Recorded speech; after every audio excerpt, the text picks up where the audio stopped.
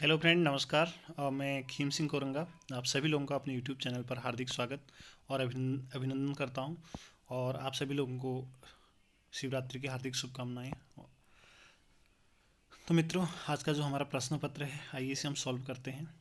आज का जो पहला प्रश्न है, प्रधानमंत्री नरेंद्र मोदी ने दिल्ली मेट्रो की किस लाइन पर भारत की पहली ड्राइवरलेस मेट्रो की शुरुआत की है? ठीक है ना। तो इसका जो सही आंसर हो जाएगा मजेंटा लाइन में इनके द्वारा की गई। अब थोड़ा सा हम जान लेते हैं मित्रों, मजेंटा लाइन होती क्या है। ठीक है ना। मजेंटा लाइन की अगर मैं बात करूँ, मजेंटा लाइन को जो है लाइन नंबर 8 के नाम से भी जाना जाता है। इसकी जो दिल्ली में कुल लंबाई है वो टोटल जो है 34 किलोमीटर है, जिसमें से 10 किलोमीटर अंडरग्राउंड है ये। ठीक है ना। तो आइए मित्रों, अब अगले प्रश्न की ओर बढ़ते हैं। जो अगला हमारा नेक्स्ट प्रश्न नंबर दूसरा है, किस राज्य सरकार ने, ठीक है ना, किस राज्य सरकार ने बर्ड फ्लू के कारण, ठीक है, बर्ड फ्लू के कारण एवियन इन्फ्लुएंजा वायरस के बढ़ते प्रकोप को देखते हुए आपदा घोषित किया, यानी कि अपने राज्य में आपदा घोषित की हुई है। ठीक है। तो मित्रों आइए जानते हैं इसको। इसका जो सही आंसर है केरल है। ठीक है ना, केरल है। केरल के द्वारा हाल ही में जो है आपदा घोषित की थी अपने राज्य में। और तो इस वायरस के बारे में थोड़ा जानते हैं। जो बर्ड फ्लू होता है, बर्ड फ्लू की अगर मैं बात करूं तो ये जो है पक्षियों में फैलने वाली एक भयंकर रूप की जो है संक्रामक बीमारी है। और ये जो है कि पक्षियों से पक्षियों में फैलती है, और इसके साथ साथ पक्षियों से जो है स्तनधारी में भी, यानी कि मानव हो सकते हैं इसमें, उनमें भी फैल सकती है। ठीक है ना। तो मित्रों इसको जो है H5N1 के नाम से भी जाना जाता है। और हाल ही में जनवरी के महीने में जो ओ आई है, ठीक है, ओआई के द्वारा भारत को जो है इससे मुक्त भी घोषित कर दिया गया है। किसको? भारत को जो है इन्फ्लुएंजा वायरस से मुक्त भी हाल ही में घोषित कर भारत को किया गया है। ठीक है। आइए नेक्स्ट अगले प्रश्न की तरफ को बढ़ते हैं। अगले प्रश्न देखेंगे हम लोग यहाँ पे को। प्रश्न नंबर तीसरा है, किस देश ने हाल ही में, ठीक है ना, पाकिस्तानी महिलाओं के लिए मलाला यूसुफजई अधिनियम पारित किया है? तो दोस्तों इसका जो सही आंसर है वो अमेरिका है। तो अब थोड़ा सा आइए जानते हैं मलाला यूसुफजई हैं कौन। मलाला यूसुफजई दरअसल जो है पाकिस्तान की 17 वर्षीय एक छात्रा हैं या महिला हैं। इन्होंने जो है वहाँ पे महिला शिक्षा के लिए व्यापक रूप से काम किया था अपने पाकिस्तान में। तो इनको जो है सबसे कम उम्र में, लगभग 17 साढ़े 17 साल की उम्र में, शांति के क्षेत्र में नोबेल पुरस्कार भी किसको प्रदान किया गया था? मलाला यूसुफजई को प्रदान किया गया था। यानी कि सबसे कम उम्र में नोबेल पुरस्कार प्राप्त करने वाली महिला भी हैं। कौन? मलाला यूसुफजई। इनका संबंध कहाँ से? पाकिस्तान से है। ठीक है।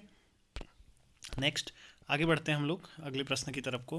तो यहाँ पे हमारा जो अगला प्रश्न है, प्रधानमंत्री नरेंद्र मोदी ने 31 दिसंबर 2000 को, ठीक है, वीडियो कॉन्फ्रेंसिंग के माध्यम से गुजरात के किस शहर में एम्स की आधारशिला रखी? तो एम्स मतलब all India institute of medical science, इसकी नींव कहाँ पर को रखी थी मोदी जी ने? ये जो है राजकोट में, ठीक है, राजकोट में रखी हुई थी। ठीक। फिर नेक्स्ट अगले क्वेश्चन की तरफ को बढ़ते हैं हम लोग। क्वेश्चन नंबर 5 है हमारा, निम्नलिखित में से, ठीक है, निम्नलिखित में से किस फुटबॉलर के को जो है दशक के सर्वश्रेष्ठ फुटबॉलर के अवार्ड से सम्मानित किया गया? तो इसका सही आंसर कौन है?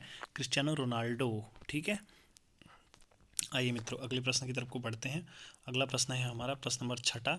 भारत के किस राज्य में देश की पहली लिथियम रिफाइनरी स्थापित करने के लिए नियोमेटल्स और मणिकरण पावर लिमिटेड ने समझौता किया है? किसके द्वारा समझौता किया गया? लिथियम मतलब जो नियोमेटल्स और मणिकरण पावर लिमिटेड, दो कंपनियां हैं। तो ये पहली लिथियम जो रिफाइनरी है वो कहाँ पे स्थापित की जाएगी? ये जो है अब गुजरात में, ठीक है ना, गुजरात में स्थापित की जाएगी। फिर आगे बढ़ते हैं नेक्स्ट अगले प्रश्न की तरफ को। केंद्रीय मंत्रिमंडल ने भारत और किस देश के मौसम विज्ञान केंद्र के बीच वैज्ञानिक और तकनीकी सहयोग बढ़ाने के लिए एक समझौता ज्ञापन को मंजूरी दी है?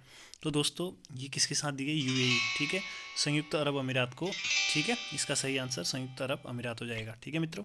आइए अब हम बढ़ते हैं आगे प्रश्न नंबर 8वें की तरफ को। प्रश्न नंबर 8वां देखेंगे, व्यापार एवं विकास पर संयुक्त राष्ट्र सम्मेलन अंकटाड के संदर्भ में निम्नलिखित कथनों पर विचार कीजिए। तो इस पहला कथन है, यह संयुक्त राष्ट्र महासभा द्वारा स्थापित, ठीक है ना, संयुक्त राष्ट्र महासभा द्वारा स्थापित एक स्थायी अंतर सरकारी निकाय है। और दूसरा है, विश्व निवेश रिपोर्ट अंकटाड द्वारा प्रकाशित की जाती है। तो मित्रों ये दोनों ऑप्शन क्या हैं आपके? सही हैं। तो इसका जो अब यहाँ पूछा है कि उपरोक्त कौन उपरोक्त कथनों में से कौन सा या कौन से सही हैं? तो मित्रों एक और दो दोनों सही हैं, तो इसका अतः इसका सी आंसर सही हो जाएगा। ठीक है, आइए आगे बढ़ते हैं प्रश्न नंबर 9 की तरफ को। तो देखिएगा प्रश्न नंबर 9 में देखिएगा थोड़ा सा यहाँ पे ये कह रहा है, उड़ीसा के मुख्यमंत्री नवीन पटनायक ने राउरकेला में किस खेल का भारत का सबसे बड़ा स्टेडियम बनाने की घोषणा की है? ठीक है, भारत का सबसे बड़ा स्टेडियम, तो भाई हॉकी खेल का भारत का सबसे बड़ा स्टेडियम कहाँ पे बनाया जाएगा? राउरकेला की अगर मैं बात करूं तो राउरकेला में जो है 1955 में डॉक्टर राजेंद्र प्रसाद के द्वारा एक स्टील प्लांट का उद्घाटन किया गया था और उसको पूरे राष्ट्र को समर्पित किया गया था। कब? 1955 में। स्टील प्लांट भी यहाँ पे को है। आइए फिर अगले क्वेश्चन नंबर 10 की तरफ रुख करते हैं। हाल ही में राजनीतिक दलों के लिए किसने एक नया ऑनलाइन ट्रैक सिस्टम शुरू किया है? तो इसका सही आंसर हो जाएगा योजना आयोग। क्या हो जाएगा? योजना आयोग इसका सही आंसर है। नेक्स्ट आगे बढ़ते हैं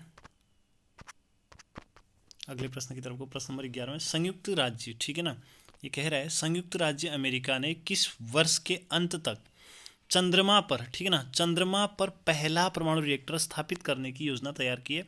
तो जो यूएसए जो है 2026 तक यूएसए के द्वारा चंद्रमा पर परमाणु रिएक्टर स्थापित करने की योजना तैयार की गई है। तो आइए मित्रों अब बढ़ते हैं अगले प्रश्न की तरफ को। नेक्स्ट अगले प्रश्न की तरफ को बढ़ेंगे। प्रश्न नंबर अगली स्लाइड में बढ़ते हैं, प्रश्न नंबर 12। ठीक है, तो देखिए इसमें क्या कह रहा है, हाल ही में, ठीक है ना, हाल ही में प्रधानमंत्री नरेंद्र मोदी ने किस शहर में देश की पहली ड्राइवर रहित मेट्रो ट्रेन का उद्घाटन किया है? तो दोस्तों इसका सही आंसर हो जाएगा दिल्ली में भारत के प्रधानमंत्री नरेंद्र मोदी जी के द्वारा क्या किया गया? ड्राइवर रहित मेट्रो रेल का उद्घाटन किया गया है। ठीक, आइए अब बढ़ते हैं नेक्स्ट क्वेश्चन नंबर 13। दृष्टिबाधित लोगों की सहायता के लिए किसने हाल ही में मनी मोबाइल ऐप लॉन्च किया है? तो ये किसके द्वारा किया गया? RBI reserve bank of India के द्वारा किया गया है। ठीक है, अब हम आगे बढ़ते हैं नेक्स्ट अगली स्लाइड की तरफ को, अगले क्वेश्चन की तरफ को। पुस्तक making of a journal a Himalayan echo के लेखक कौन है? तो दोस्तों इसके लेखक हैं कोनसम हिमालय सिंह। कौन है? कोनसम हिमालय सिंह इसके लेखक हैं। ठीक, आइए नेक्स्ट अगले क्वेश्चन की तरफ को बढ़ते हैं। पृथ्वीराज तृतीय यानी कि 1168 से 1192 में इनका जन्म होता है, 1192 में इनकी मृत्यु होती है। तो पृथ्वीराज तृतीय जो है वंश का सबसे प्रसिद्ध शासक, यानी कि किस वंश के शासक थे? तो जो पृथ्वीराज चौहान थे इन्हें जो है पृथ्वीराज तृतीय के पृथ्वीराज चौहान के नाम से भी जाना जाता है। ये जो है हिंदू अग्निकुल के राजपूत राजा थे और इनका संबंध जो है चौहान वंश से था। और इनके द्वारा जो है जो पृथ्वीराज चौहान थे पृथ्वीराज तृतीय के द्वारा ही जो है पृथ्वीराज तृतीय के द्वारा सन 1190 तथा 1192 में जो है मोहम्मद गौरी के विरुद्ध क्या किया था? जो तराइन का प्रथम युद्ध था और तराइन का द्वितीय युद्ध था लड़ा गया था। ठीक है ना, आइए अब अगले प्रश्न की तरफ को बढ़ते हैं, प्रश्न नंबर 16। ठीक है ना, भूदृश्य पर जल, ठीक है ना, भूदृश्य पर जल, पवन एवं हिम जैसे विभिन्न घटकों के द्वारा होने वाले क्षय को कहते हैं, यानी कि उस अपर्दन को हम क्या कहते हैं? उसे क्या कहते हैं? कहने का मतलब ये है, तो भूदृश्य पर जो है जल के माध्यम से, पवन के माध्यम से या हिम के माध्यम से जो होने वाले घटक, विभिन्न घटकों के द्वारा हमें होने वाले क्षय को हम लोग सीधे हम लोग अपर्दन कहते हैं। ठीक है ना, अपर्दन कहते हैं। इसका कारण है ताप का परिवर्तन, वायु, जल और हिम है। इसमें जो है जल प्रमुख रूप से इसका उत्तरदायी रहता है।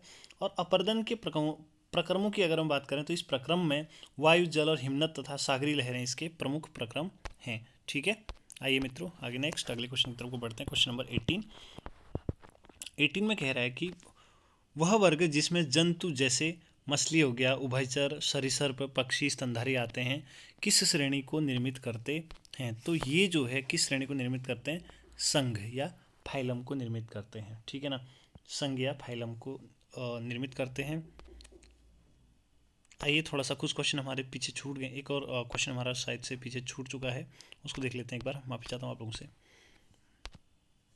तो देखिएगा यहाँ पे, हाँ एक और प्रश्न है, मृदा संरक्षण की उस विधि को क्या कहते हैं जिसमें पौधे के बीच चट्टान अनावरित भूमि जैव पदार्थों से, जैसे मतलब जैव पदार्थों से जैसे प्रवाल से ढक दी जाती है? तो उसे हम लोग क्या कहते हैं? मल्च बनाना। क्या कहते हैं? मल्च बनाना। ठीक है ना, मल्च बनाना कहते हैं। दरअसल इसमें होता क्या है, मल्च बनाने विधि के अंतर्गत जैसे पौधों के बीच चट्टान जो है अनावृत भूमि जैव पदार्थ जैसे प्रवाल से ढक दी जाती है। तो मृदा संरक्षण से तात्पर्य मृदा के कटान या मृदा को जो अपने स्थान से हटने से रोकना है। तो विश्व के विभिन्न क्षेत्रों में मृदा अपरदन को रोकने के लिए भिन्न भिन्न विधियां अपनाई गई हैं, जिसमें शामिल है वनों की रक्षा करना, वृक्षारोपण, बांध बनाना, भूमि उद्धार, समोच्च रेखीय जुताई इत्यादि। तो इसी में से एक है मल्च बनाना, भी जो भूमि संरक्षण का एक उदाहरण है या एक विधि है। ठीक है, तो आइए मित्रों नेक्स्ट आगे बढ़ते हैं। इसको हम कर चुके हैं 18 क्वेश्चन को। किस वह वर्ग जिसमें जंतु जैसे मछली, उभयचर, सरीसृप और इस टाइप की जो है श्रेणी, किस श्रेणी का निर्माण करते हैं? तो सीधे सीधे संघ या फाइलम बोलते हैं इसको। आइए हम ज़्यादा टाइम वेस्ट नहीं करते हुए क्वेश्चन नंबर 19 में बढ़ते हैं। जीवन चक्र की प्रभावी अवस्था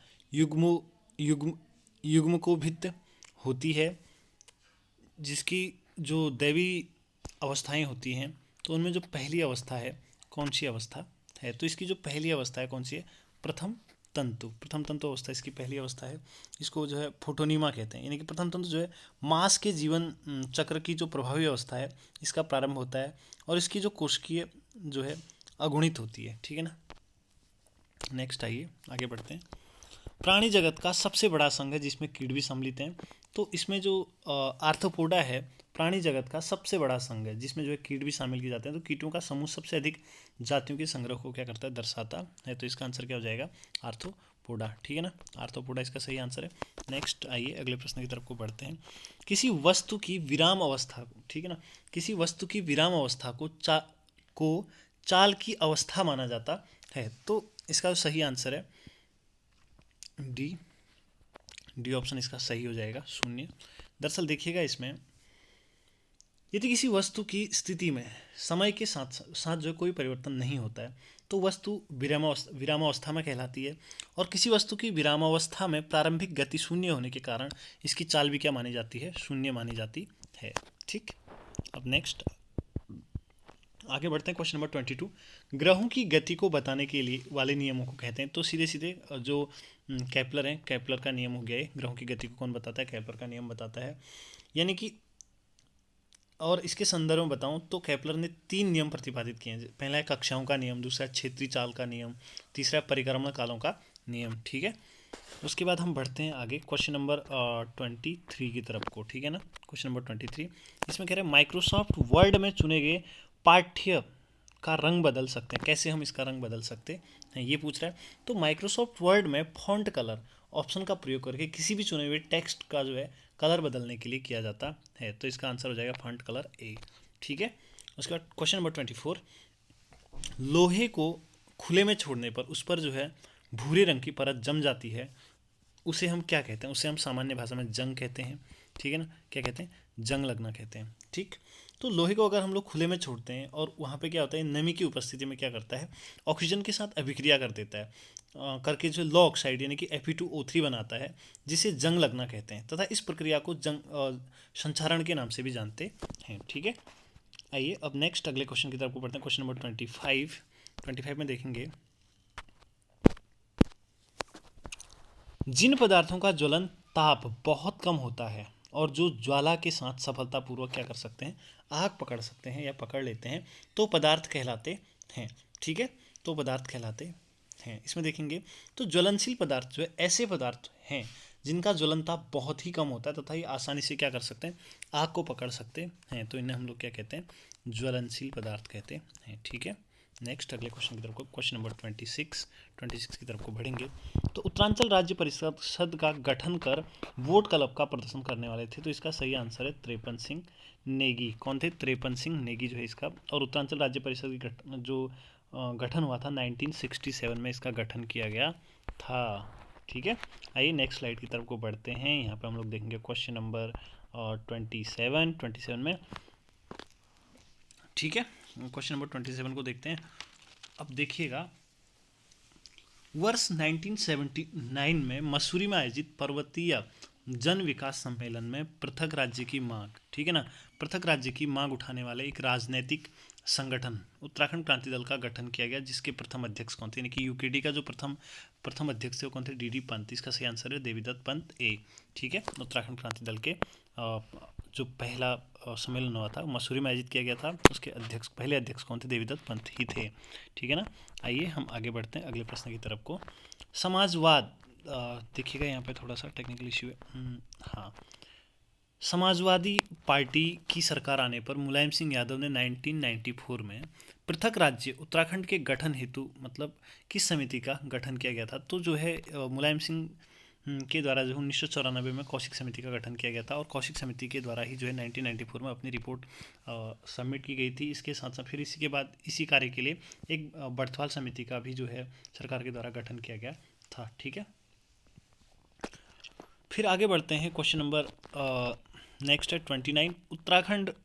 29 क्वेश्चन नंबर में उत्तराखंड राज्य निर्माण आंदोलन के इतिहास की अगस्त क्रांति का प्रारंभ हुआ था। सीधा सीधा है, अगस्त 1994 सीधा आंसर है इसका, इसमें कोई ज़्यादा वो नहीं है। फिर आगे हम बढ़ते हैं। अगला है खटीमा में। ठीक है ना, नेक्स्ट मेरे ख्याल से 30 क्वेश्चन है। खटीमा में बेकसूर लोगों की हत्या की घटना कब हुई थी? तो मित्रों इसका जो सही आंसर है ये हो जाएगा आपका कौन सा? सितंबर। ठीक है ना, सितंबर 1994 में ये घटना हुई थी। फिर आते हैं श्रीयंत्र टापू कहाँ स्थित है? तो श्रीयंत्र टापू सीधी सी बात है श्रीनगर में स्थित है। फिर आते हैं नेक्स्ट क्वेश्चन नंबर 32 आछरियों यानी कि परियों को कहा जाता है। परियों की किंवदंती के लिए एक मशहूर जो पौराणिक पर्वत है जिसे लोग कहते हैं खैट पर्वत, जहाँ पे मतलब जहाँ शक्ति रूपी दुर्गा मंदिर भी स्थित है, तो उत्तराखंड के किस जिले में? तो जो खैट पर्वत है ये उत्तराखंड के टिहरी जनपद में अवस्थित है। ठीक, नेक्स्ट आगे बढ़ते हैं। उत्तराखंड राज्य आंदोलन के लिए चला खैट पर्वत अनशन कितने दिनों तक चला था? तो जो खैट पर्वत अनशन था वो 32 दिन तक चला हुआ था। उसके बाद आगे बढ़ते हैं। नेक्स्ट क्वेश्चन नंबर है पृथक पर्वतीय राज्य उत्तराखंड अस्तित्व में आया। सीधा सीधा आंसर है इसका 9 नवंबर 2000 को अस्तित्व में आया था। ठीक है, लेकिन संघर्ष बहुत ज़्यादा किया इसके लिए।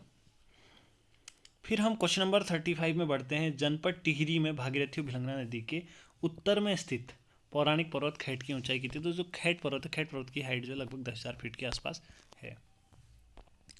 फिर हम आगे बढ़ते हैं। किस स्थल पर, ठीक है ना, किस स्थल पर श्रीयंत्र टापू पर पुलिसिया कहर के विरोध में राज्यपाल द्वारा उद्घाटित गढ़वाल महोत्सव के पंडालों को भी क्या कर दिया था? जला दिया गया था। तो ये जो है कहाँ पे को उत्तरकाशी की बात है। ठीक है, नेक्स्ट है रामपुर तिराहा कांड से उत्पन्न गुरिल्ला युद्ध जैसी स्थिति के कारण यहाँ पे पुलिस के जवानों को जान बचाने के लिए जंगलों में शरण लेनी पड़ी। तो ये चमोली के पीपलकोटी में, ठीक है, चमोली से थोड़ा सा पीछे है पीपलकोटी नामक जगह, तो यहाँ पे एक घटना हुई थी। फिर अगला है क्वेश्चन नंबर 38 राष्ट्रपिता महात्मा गांधी के जन्म दिवस के अवसर पर उत्तर प्रदेश पुलिस ने उत्तराखंड के आंदोलनकारियों पर किस स्थल पर कहर बरपाया था? ठीक है ना, किस स्थल पर कहर बरपाया था? तो आप सभी लोग इसको जो रामपुर कांड या मुजफ्फरनगर तिराहा कांड के नाम से भी इसको क्या कहते हैं जानते हैं। ठीक है, नेक्स्ट क्वेश्चन नंबर 39 में आते हैं। उत्तराखंड राज्य आंदोलन के इतिहास में पहला पुलिस कांड तो कब हुआ था? खटीमा में सितंबर 1994 में हुआ था पहला पुलिस कांड। ठीक है, नेक्स्ट आगे बढ़ते हैं हम लोग यहाँ पे को क्वेश्चन नंबर 40 उत्तराखंड राज्य निर्माण आंदोलन के इतिहास में अगस्त क्रांति के नाम से प्रसिद्ध घटना का प्रारंभ हुआ था। तो ये जो प्रसिद्ध घटना का प्रारंभ हुआ था कब हुआ था भैया? इसका जो है पौड़ी से अगस्त क्रांति का प्रारंभ होता है। ठीक है, आइए next slide question number 41 Kalidas की रचना की किस रचना में हिमालय को औषधि प्रस्थ नाम से उल्लेखित किया गया? तो कालिदास की एक पुस्तक है, उसका नाम क्या है? कुमार संभव है। क्या नाम है? कुमार संभव। तो कुमार संभव में इसको मतलब हिमालय क्षेत्र को औषधि प्रस्थ कहा गया। वैसे मेघदूत हो गया, अभिज्ञान शाकुंतलम हो गया, मालिकाग्निमित्रम हो गया और कुमार संभव हो गया। चारों की चारे किसकी रचनाएं हैं? कालिदास की रचनाएं। मेघदूत होगी, अभिज्ञान शाकुंतलम इसमें दुष्यंत शाकुंतला के प्रेम प्रसंग के बारे में दिया गया है, और ये भी जो मालिकाग्निमित्रम है, ये जो मालविका और अग्निमित्रम के बारे में एक प्रेम कहानी के रूप में है। ठीक है, अब नेक्स्ट हम लोग आगे बढ़ते हैं। मृगांक शब्द का पर्यायवाची है। सीधी सीधी बात है, मृगांक शब्द जो है चंद्रमा का पर्यायवाची शब्द है। फिर क्वेश्चन नंबर 43 में आते हैं। निम्न दिए गए विकल्पों में से अविकारी शब्द है। देखिए, अविकारी शब्द वे शब्द होते हैं जिनमें जो है लिंग, वचन और काल के परिवर्तन के साथ किसी प्रकार के विकार उत्पन्न नहीं होते हैं, उन्हें क्या कहते हैं? अविकारी शब्द कहते हैं। तो यहाँ पे इसका जो अविकारी शब्द है, ये जो इसका सी ऑप्शन यानी कि यहाँ शब्द जो है अविकारी शब्द है। ठीक है, फिर अगला नेक्स्ट है क्वेश्चन नंबर 45 में हम लोग देखेंगे सॉरी 44 देखेंगे। निम्न दिए गए विकल्पों में से महाप्राण व्यंजन है, तो इसमें जो महाप्राण व्यंजन है छ, ठीक है ना। उसके बाद आते हैं क्वेश्चन नंबर 45 में, दांत काटी रोटी होना मुहावरे का अर्थ क्या है। दांत काटी रोनी, इस मुहावरे का अर्थ हो गया पक्की दोस्ती होना, ठीक है। नेक्स्ट,